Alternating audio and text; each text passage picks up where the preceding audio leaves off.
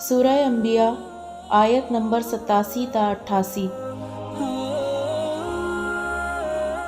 और याद करें मछली वाले को जब वो अपनी कौम से नाराज़ होकर चला गया था और उसने समझा था कि हम उस पर हरगिज़ तंगी नहीं करेंगे। फिर उसने हमें अंधेरों में पुकारा कि तेरे सिवा कोई माबूद नहीं, तू पाक है, बिलाशुबा मैं ही ज़ालिमों में से हूँ। चुनाचे हमने उसकी दुआ कबूल की और हमने उसे गम से निजात दी, और हम इसी तरह मोमिनों को निजात देते हैं। रमज़ानुल मुबारक की फ़यूज़ो बरक़ात, सहरी की रहमतें, दिन की बरकतें, इफ्तार की नेमतें होंगी अब आपके साथ, क्योंकि असरा रहमानी का दस्तरखान है आपके पास। रोज़ाना होंगे हम और आप साथ साथ, दुआओं में रखिएगा हमें भी याद।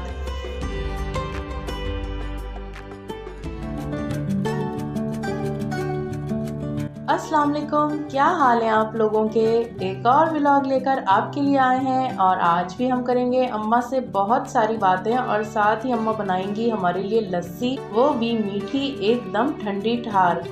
और रमज़ान में सहर और इफ्तार में ख़ास तौर पर लस्सी का एहतमाम किया करें, इससे आपको एनर्जी मिलेगी। तो फिर आइए शुरुआत करते हैं और चलते हैं मज़े मज़े की बातों की तरफ। चले अम्मा शुरुआत करते हैं। और लस्सी अम्मा बनाएंगी बड़े ही ट्रेडिशनल स्टाइल में, और ये बहुत ही खूबसूरत अम्मा की बिलोनी कहते हैं ना अम्मा, इसको क्या कहते हैं?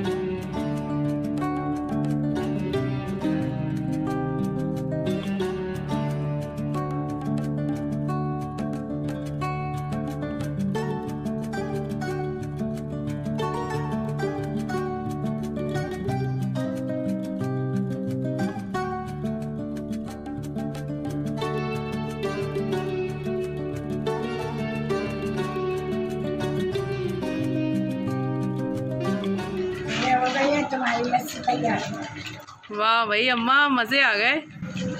आज तो बहुत ही मज़े आ रहे हैं हमारे।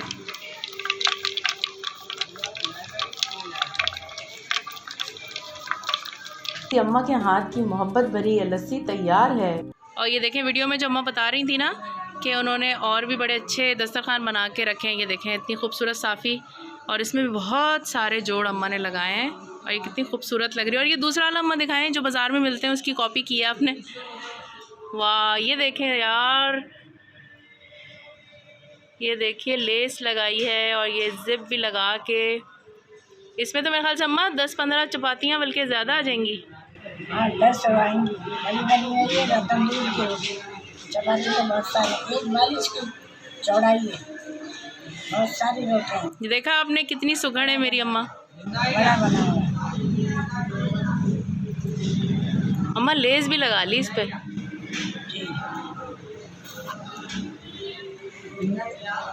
शानदार, ज़बरदस्त, मज़ा आ गया भाई। अम्मा ने आज जो है छोले आलू का पुलाव बनाया है, बहुत ही ज़बरदस्त। तो अम्मा, बहुत सारे लोग जो हैं उनके साथ चावलों का मसला रहता है और चावल उनसे अच्छे नहीं बनते, टूट जाते हैं या बैठ जाते हैं, तो उसका कोई हल बताएं ताकि अच्छे खिले खिले चावल बने।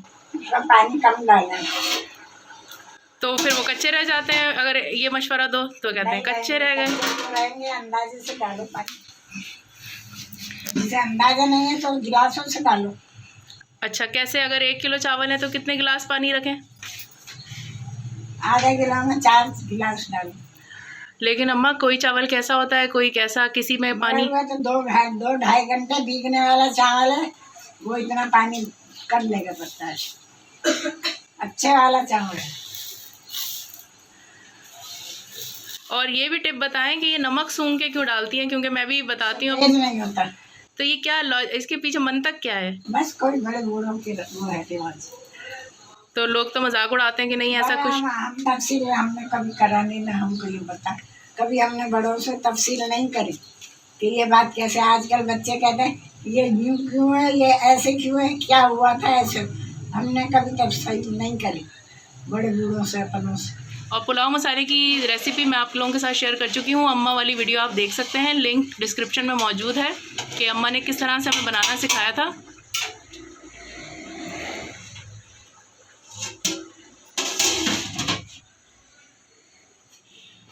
अच्छा जी, अम्मा जो है वो शुक्रिया अदा करना चाह रही हैं, कल जो वीडियो हमने डाली है उस पर इतना अच्छा रिस्पांस आया है, इंडिया, जर्मनी और मदीना मुनव्वरा से मैसेजेस आए हैं अम्मा की लंबी उम्र, सेहत के लिए, और सबको इतना पसंद आया अम्मा का जो भी उन्होंने नसीहतें दी और प्यार भरी बातें की, दुआएं दी।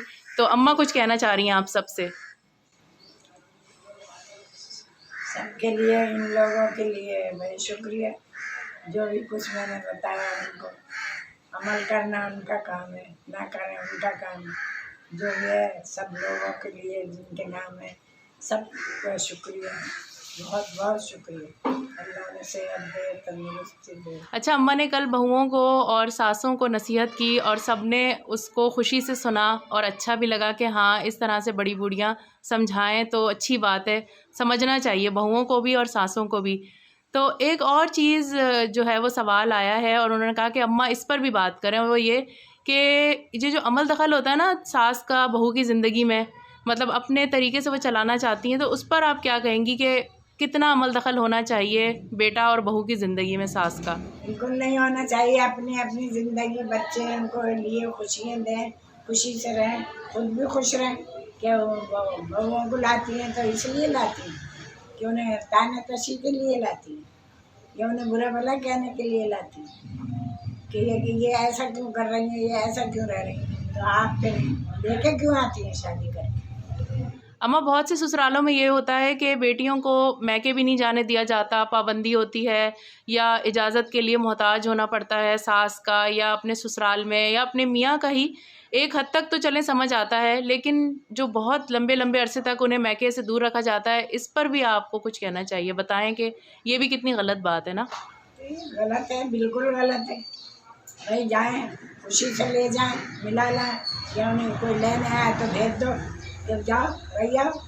तुम भी तो किसी की बेटी थी, तुम भी तो किसी की माँ हो। जैसे अपनी बेटियों के साथ सलूक करो तो बहुओं के साथ भी इतना ही होना चाहिए।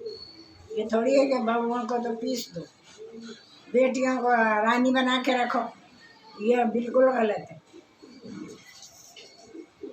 और एक और चीज़ अम्मा हमने अपने घर में ही यहाँ देखी है कि ये जो ज़ीने पे जहाँ अम्मा बैठी हैं, इससे ऊपर जाएंगे तो सारी बहुओं के कमरे होते थे, और कभी भी जो भी बहुएं अम्मा की अपने मैके गई हैं, कभी किसी ने अपने कमरों को लॉक नहीं किया, ताले लगा के नहीं गई, सबके कमरे खुले होते थे। लेकिन ना हमने अम्मा को कभी किसी के कमरे में जाते देखा, ना अपनी फुप्पो लोगों को, जब शादी से पहले फुप्पोएँ होती थी यहाँ पर, तो कभी भी वो नहीं जा के बैठी, इवन बुलाया जाता था तब भी नहीं बैठती थी। लेकिन अब मैंने देखा है बहुत से घरों में कि सास को दोपहर में सोना होता है तो वो बहू के कमरे में ही जाके सोती है, और हर चीज़ में घुसना, हर चीज़ देखना क्या है क्या नहीं है, या वो अपनी मैके गई हुई है तो अलमारी की तलाशियाँ करना।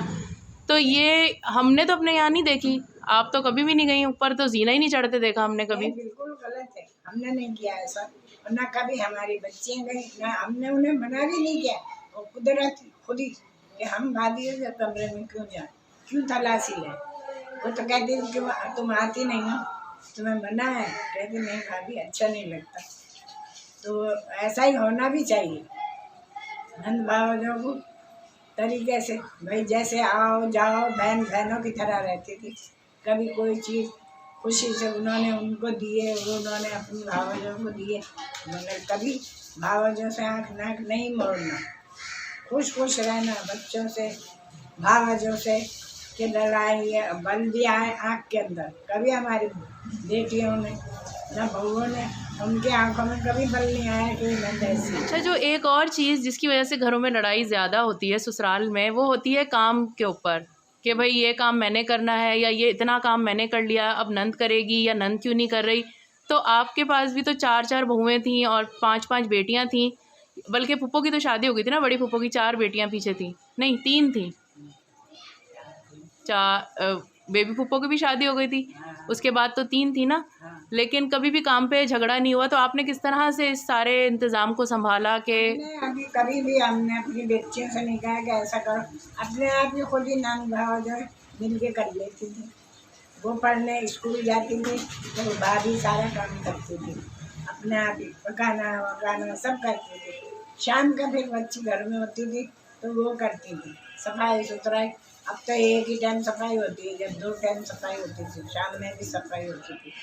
तो फिर वो सारे काम शाम हुई, झाड़ू उठाई, आटा गूंदा, रोटी पकाई, फिर आराम से बैठी रहो, बात करो, हंसो बोलो, कोई पाबंदी नहीं थी मेरी तरफ से, कोई पाबंदी नहीं। अच्छा अम्मा, एक और जो है बात, बर्दाश्त की बहुत कमी है आजकल। किसी की कोई बात सुनने को तैयार नहीं है, किसी ने कुछ कह दिया तो बस वहीं मुंह बना लेना है। ये अब क्यों नहीं है सब्र बर्दाश्त, और इस पर भी तो आप कुछ बताएं। तो आजकल बर्दाश्त नहीं है ना, ना लड़कियों को बर्दाश्त है ना दूसरियों को। आने वाली माँ बाप को इतनी तरबियत देनी चाहिए कि खुश खुश रहो। नंद भाव आइए, भाव जाइए तो ये सब तुम्हारे सर की ताज है। भाई की भी बहू आई है तो वो भी खुश रहे, भाई भी खुश हो कि ये कि लड़ाई झगड़े घर में होंगे तो भाई भी टेंशन में होगा, भाभी भी टेंशन में होगी, आप भी टेंशन में होगी, सारे ही घर पूरा टेंशन में होगा। ऐसी काम करो कि धन भाव से मिलजुल के रहो, हंसी हंसी खुशी।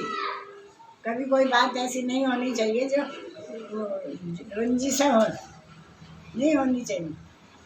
अच्छा अम्मा, ये बताएं कि ना आप मगरिब के बाद नहाने क्यों नहीं देती? क्यों हमें इतनी डांट पड़ती है अगर कभी हम देर से नहाने जाएं तो? क्या वजह है ये? पहले की बड़ी बूढ़ियाँ कहती थी दोनों वक्त है, मिल जाते हैं। अल्लाह ताला कैसे उनको लोगों को आज़ादी मिल जाती है, अपने अपने घरों में जाएं, डोलें फिरें, कोई भी उनकी भी अरवा भटकती है, मगर हम लोगों को नहीं दिखेंगे। मगर हम रास्ते में खड़े हैं या कहीं खड़े हैं, हम उसमें झपटते में आ सकते हैं, फिर वो अरवा हमें सताती है। बीमार हो गए, ये तबीयत खराब हो गई, धक्का लगा, गिर गया बच्चा, तो कह नहीं कैसे गिर गया, कैसे गिर गया, टकरा गया। ये होती है मेरा बोलना है। हाँ। किसका आ गया? बड़े पापा।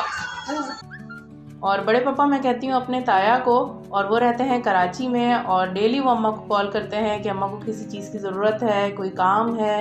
रहते वो दूर हैं लेकिन हमेशा फ़ोन के ज़रिए वो अम्मा के साथ ही होते हैं। तो आइए आपको शामिल करते हैं इस गुफ्तगू में।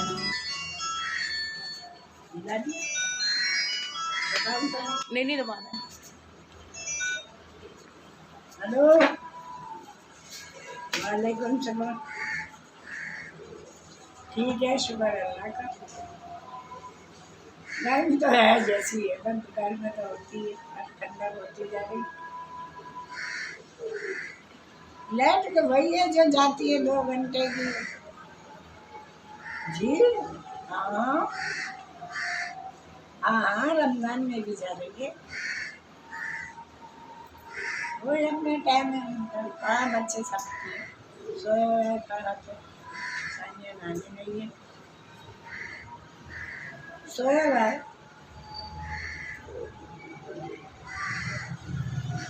हाँ, मशीन का ही सो गई भाई।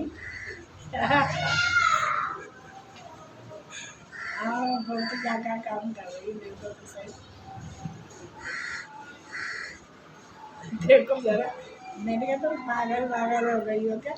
तेरे कहीं क्या हुआ? हमने मैं कर रही हूँ तो मैं सब लोग दुआ दे रहे हैं, मैंने कहा काय की दुआ दे रहे हैं, अल्लाह ताला बस चलते फिरते उठाए, किसी को मोहताज ना कर। कंप्यूटर में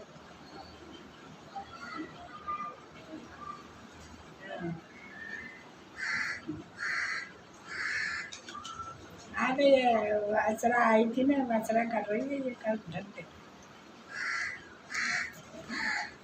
नहीं, कोई चीज़ नहीं चाहिए, सब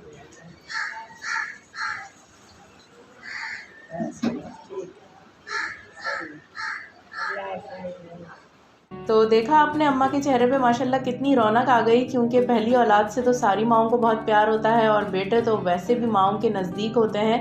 तो बड़े पापा की कॉल आते ही अम्मा के चेहरे पर आप रौनक मुलाहिजा कर सकते हैं। क्या क्या धंधे कर रही है, अच्छा है ना, खुश रहो। चलो सही, अल्लाह ताला सबको खुश रखे, सेहत दे, तंदुरुस्ती दे, सबकी लड़कियों को नेक बनाए, सब बड़े को अपने ससुराल वालों का सबका अदब करें, इज्जत दें, सबको अपने साथ लेके चलें, अच्छे में बुरे में साथ दिया इजाज़त उनके कुछ ना करें, चोरी छुपा करना गलत है। अल्लाह ताला उनको सबको सेहत दे, तंदुरुस्ती दे, हर परेशानी से बचाए। अल्लाह ताला सबको हर से बचाए, सेहत याबी दे सबको। कोई गलती है तो मेरी बात करना था, बच्चियों जो भी है, जो कह सकती हूँ मैंने कह दिया। सबके लिए मेरी ढेरों दुआ है। अल्लाह ताला सबके लिए दुआएं कबूल करे, सबको खुशहाली दे, अपने घरों को में खुश रहें सब, औलाद से भी नवाजा करे अल्लाह ताला सबको, अल्लाह बुरे कामों से बचाए। बस सबसे ज़्यादा ये दुआ है कि अपने बड़ों का अदब करें, और इससे ज़्यादा और मैं कुछ नहीं कह सकती। अल्लाह तुम्हें नेकी दे, नेकी दान। और इसी के साथ हम लेते हैं इजाज़त। इजाज़त दीजिए, अल्लाह हाफिज़। अल्लाह हाफ़िज़।